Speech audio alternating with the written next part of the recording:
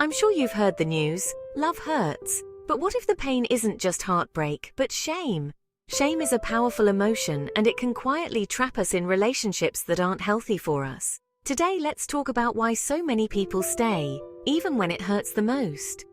Shame can feel like a heavy blanket, smothering our ability to see a way out. It's not just about feeling bad, it's about feeling unworthy, exposed, or like we've failed. And when it comes to relationships, shame can be the invisible glue that keeps us stuck, even when we know deep down that things aren't right. One of the biggest reasons is fear of judgment. Imagine telling your friends or family that your relationship isn't working out. Maybe you worry they'll say, "I told you so," or think less of you. The fear of being judged or pitied can be paralyzing. Sometimes it's about cultural expectations.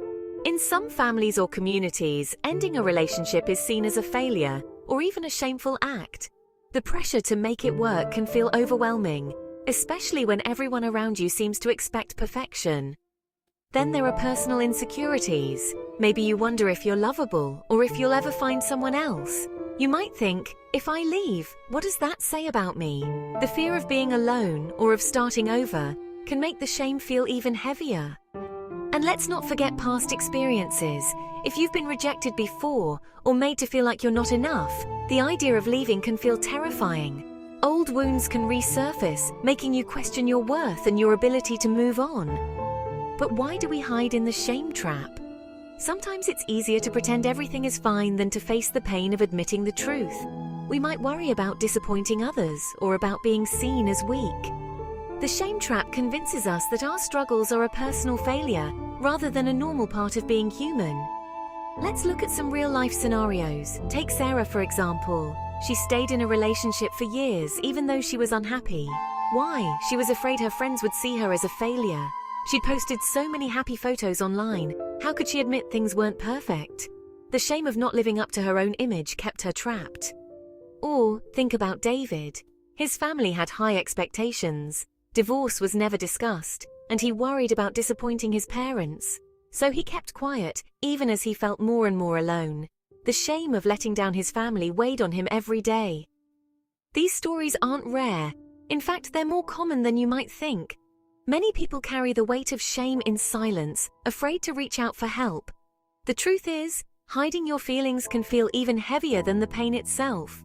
Imagine carrying a backpack full of bricks every day, but never letting anyone see you sweat. So how do we break free from this shame trap? First, we need to start talking openly about relationship struggles.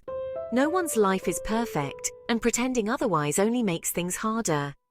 If you're struggling, reach out to someone you trust. It could be a friend, a family member, or even a counselor. Sometimes just saying "I need help" is the bravest thing you can do. Next, work on building your self-worth. Remember, your value isn't defined by your relationship status. You deserve love that doesn't hurt in secret.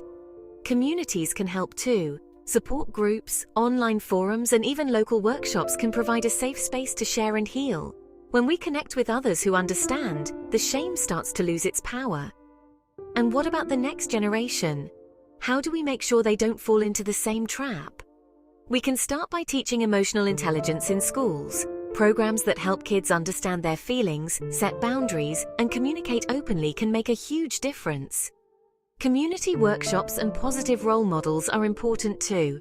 When young people see adults being honest about their struggles and supporting each other, they learn that it's okay to ask for help. If you're a parent, teacher, or mentor, encourage open conversations.